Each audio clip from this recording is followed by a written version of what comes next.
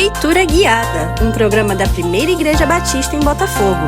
Este é seu encontro diário com as Escrituras Sagradas. Acompanhe agora o nosso estudo de hoje. Amados irmãos, graça e paz do Senhor Jesus. Hoje, sábado, dia 31 de janeiro de 2026, nós estamos no último dia do mês de janeiro. O ano está passando então para o seu segundo mês e nós chegamos à nossa leitura do livro de Êxodo, capítulos 11, 12 e 13. Vamos então ver o capítulo de número 11, que diz assim, verso 1. Disse o Senhor a Moisés: ainda mais uma praga trarei sobre Faraó e sobre o Egito. Então vos deixará ir daqui. Quando vos deixar, é certo que vos expulsará totalmente.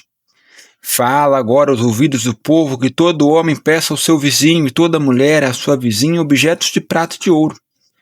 E o Senhor fez o que seu povo encontrasse favor da parte dos egípcios. Também o homem Moisés era muito famoso na terra do Egito, aos olhos dos oficiais de Faraó e aos olhos do povo. Percebe, irmãos, aqui que há, assim, a gente pode chamar de ventos de mudança, né? Há indicativos de mudança, na relação do povo hebreu. Primeiro, nessa relação com os egípcios. A relação que antes era de hostilidade, os egípcios tratavam os hebreus como servos, como escravos, eram hostis para com esses egípcios, mandavam eles trabalhar e a cada solicitação deles mandava trabalhar mais ainda e aumentava o peso do trabalho. Agora, esses hebreus vão até os egípcios e pedem coisas, pedem utensílios, pedem ouro, pedem prata e recebem. Então, essa hostilidade entre dois povos está se apaziguando, né? Deus está criando um certo relacionamento assim, menos ruim, menos hostil, né, em relação aos egípcios e aos hebreus. Ainda não é bom, porque os egípcios ainda não querem liberar os hebreus, mas ele caminha para ser algo mais pacífico. Pelo menos entre o povo, entre o povo, não entre Faraó e os hebreus, mas entre o povo, ele caminha para ser um relacionamento mais pacífico. E Moisés, que lá no início do livro era um homem inseguro, um homem marcado por um trauma, por ter matado um egípcio e essa reputação ter percorrido, o Egito, ele que tinha problemas de confiança em si, que não sabia falar, e não queria liderar o povo, agora é um homem respeitado em todo o Egito. Então essa liderança de Moisés, ela está consolidada, ela está afirmada. A Bíblia não tem pra gente um marcador de quanto tempo isso durou. A gente não sabe, por exemplo, se as pragas elas foram ocorrendo a cada dia, ou a cada semana, ou por mês. A gente não tem como saber isso. Mas fato é que agora a liderança de Moisés está consolidada, a fama e a reputação de Moisés estão firmes. Isso mostra um pouco da nossa trajetória com Deus, a nossa caminhada com Deus. Quando confiamos em Deus, nós vamos melhorando, nós vamos crescendo. As nossas relações, como eram as relações dos hebreus com os egípcios, elas vão se apaziguando.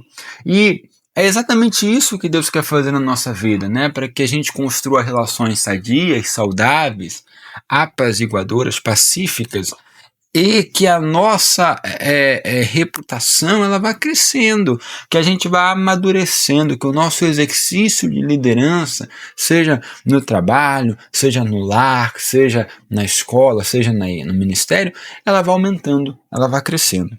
Então, você vê que tem mudanças aí no texto bíblico. E aí, a partir do verso 4, então o Senhor anuncia a sua passagem pela nação. Então diz assim, Moisés disse, assim diz o Senhor, cerca da meia-noite passarei pelo meio do Egito. Aqui, irmãos, Moisés está falando com Faraó.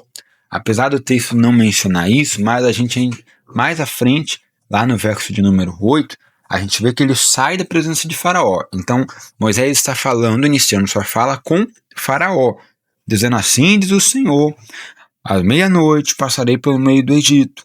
Todo primogênito na terra do Egito morrerá, desde o primogênito de Faraó, que se assenta no seu trono, até o primogênito da serva que está junto a Mó, todo primogênito dos animais.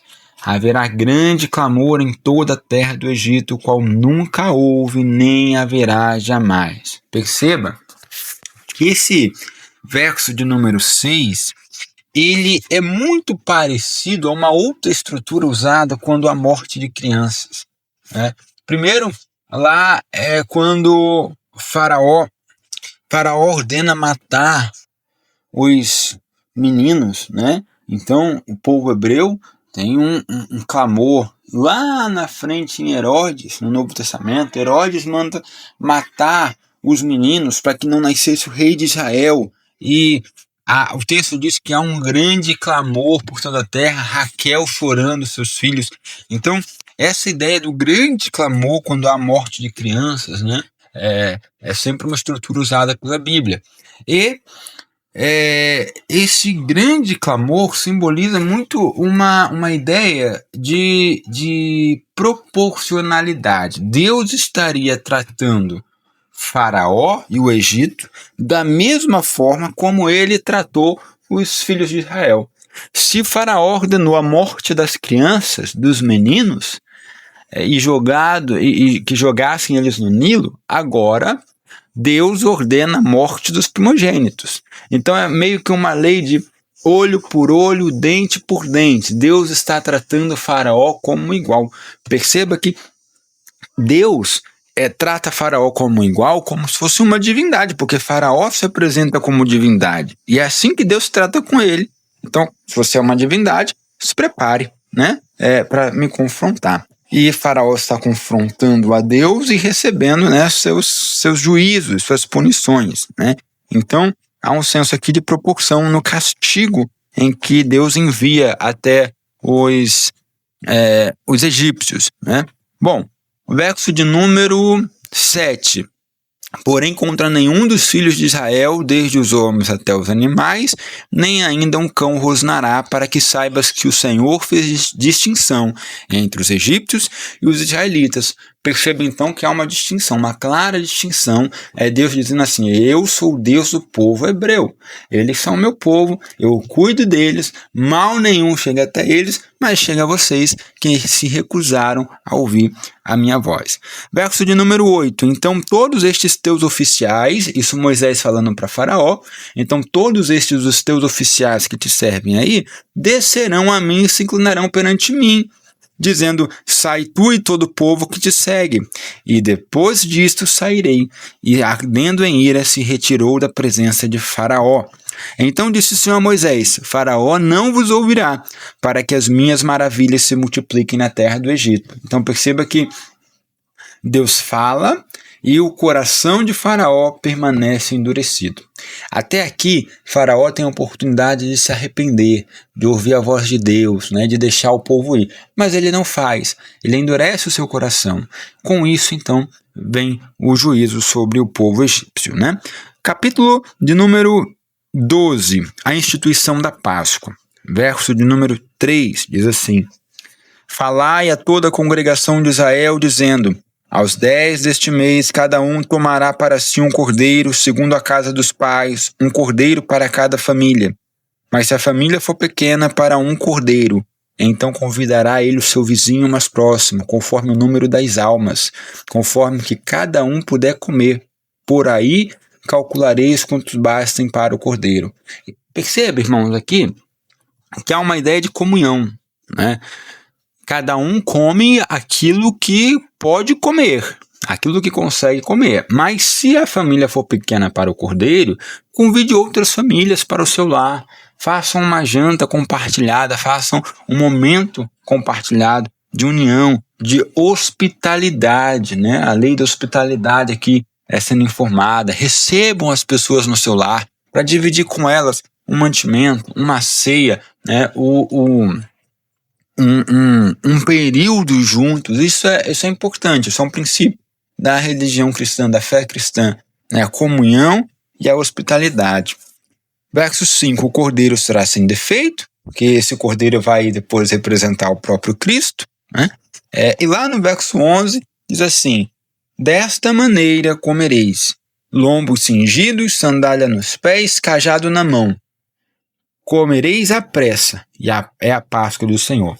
Então perceba que a Páscoa, ela não foi um momento assim de festa, em que a primeira Páscoa, né, não foi um momento de festa, onde as pessoas tinham tempo de comer e de ouvir música e de dançar. Não, foi um momento apressado, porque eles precisariam fugir logo, né? Então, essa Páscoa, na verdade, tem um caráter de provisão. Por que de provisão? Porque eles vão para uma caminhada longa. Eles vão passar pelo meio do deserto. Os egípcios virão atrás deles. Eles terão que atravessar o mar. Deus sabe disso. Então ele ordena a Páscoa, que é o momento em que todos, do homem à menor criança, precisa parar e se alimentar para aguentar a caminhada. Então eles não sabem da caminhada que terão, mas Deus sabe. E aí ele para, porque Deus não poderia ser pego de surpresa e, por exemplo, ter alguém faminto que não aguentaria a caminhada. Para que nenhuma unha fique no Egito, como nós lemos lá no capítulo 10, no verso de número 26, ninguém poderia passar mal, ninguém poderia estar com fome, então todos deveriam parar e se alimentar naquele dia de forma apressada para poder fugir, né? Então, no verso de número 12, Deus diz que ele vai passar pelo Egito. Então ele diz assim: porque naquela noite passarei pela terra do Egito e ferirei na terra do Egito todos os primogênitos, desde os homens até os animais. Executarei juízo sobre todos os deuses do Egito. Eu sou o Senhor. O sangue vos será por sinal nas casas em que estiverdes. Quando eu vir o sangue, passarei por vós. Não haverá entre vós praga destruidora quando eu ferir a terra do Egito. Então perceba que o que vai proteger o povo hebreu é o sangue na porta. Então este sangue simbolizando o sangue do Cordeiro na cruz do Calvário. Então nós temos um sangue nas portas da nossa casa, da nossa vida, que é o sangue do Cordeiro. Assim como os hebreus teriam o sangue do Cordeiro, né, na porta de suas casas. Então perceba que lá no Antigo Testamento era algo material, concreto. Matava-se o Cordeiro, tirava o sangue, colocava na porta. Hoje é espiritual. O Cordeiro já morreu, que é Cristo, ressuscitou, mas o sangue dele foi derramado sobre nossas vidas, né? Então, do verso 14 ao verso 27, Deus então delimita como é que tem que ser esse memorial da Páscoa. Ele vai dizer assim, verso 14: este dia vos será por memorial, e o celebrareis como solenidade ao Senhor nas vossas gerações, o celebrareis por estatuto perpétuo. 7 dias comereis pães asmos, logo ao primeiro dia tirareis o fermento das vossas casas, pois qualquer que comer coisa levedada, desde o primeiro dia até o 7º dia, essa pessoa será eliminada de Israel. Bom, aí ele vem destacando então como é que vai ser feita, né, esse memorial. Lá no verso de número 29, ele então inicia a praga, né? Verso 29 diz assim: aconteceu que à meia-noite feriu o Senhor todos os primogênitos na terra do Egito, desde o primogênito de Faraó, que se assentava no seu trono, até o primogênito do cativo que estava na prisão, e todos os primogênitos dos animais. Levantou-se Faraó de noite, ele, todos os seus oficiais e todos os egípcios, e fez-se grande clamor no Egito, pois não havia casa em que não houvesse morto. Então perceba que Deus está cumprindo a sua palavra lá no capítulo 11, no verso 6, que haveria grande clamor. Então ela está acontecendo aqui no capítulo 12, no verso 30. 31. Então naquela mesma noite Faraó chamou a Moisés e Arão e lhe disse: levantai-vos, saí do meio do meu povo, tanto vocês como os filhos de Israel, ide servir ao Senhor como tendes dito. Levai também convosco vossas ovelhas, vosso gado, como tendes dito. Ide-vos embora e abençoai-me também a mim. Então perceba que ele retoma as suas primeiras negociações, onde ele diz assim: não levem, deixe as crianças. Agora as crianças podem ir. Deixe o gado, agora o gado também podem ir. Vamos todo mundo. E inclusive me abençoe, né? Os egípcios apertavam com o povo, apressando-se em lançá-los fora da terra, pois diziam: todos morreremos. O povo tomou a sua massa antes que levedasse, suas amassadeiras atadas em trouxas, com seus vestidos sobre os ombros. Fizeram, pois, os filhos de Israel conforme a palavra de Moisés, e pediram aos egípcios objetos de prata, e objetos de ouro e roupas, e o Senhor fez que seu povo encontrasse favor da parte dos egípcios, de maneira que estes lhe davam o que pediam, e despojaram os egípcios, ou seja, saquearam tudo. É como se fosse uma guerra em que o povo hebreu está recolhendo os pertences dos egípcios.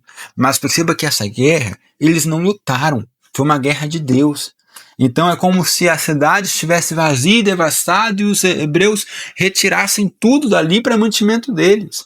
É isso que está acontecendo. Deus está vencendo uma guerra sem que os hebreus precisassem sequer lutar.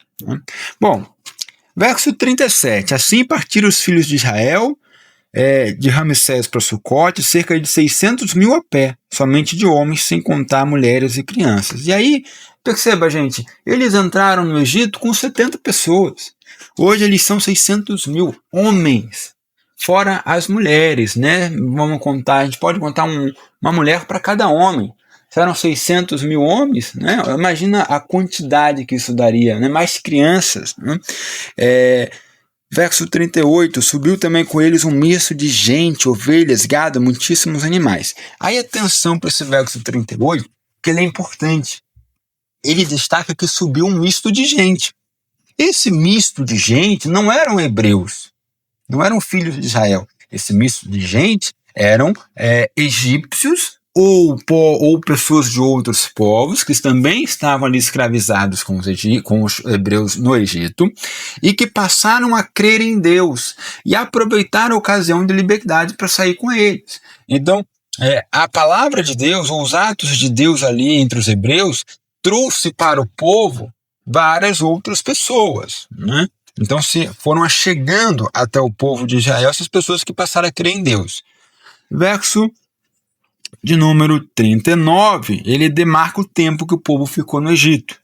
Cozeram bolos asmos da massa que levaram do Egito, pois não se tinha levedado, porque foram lançados fora do Egito. Não puderam deter-se, não haviam preparado para si provisões.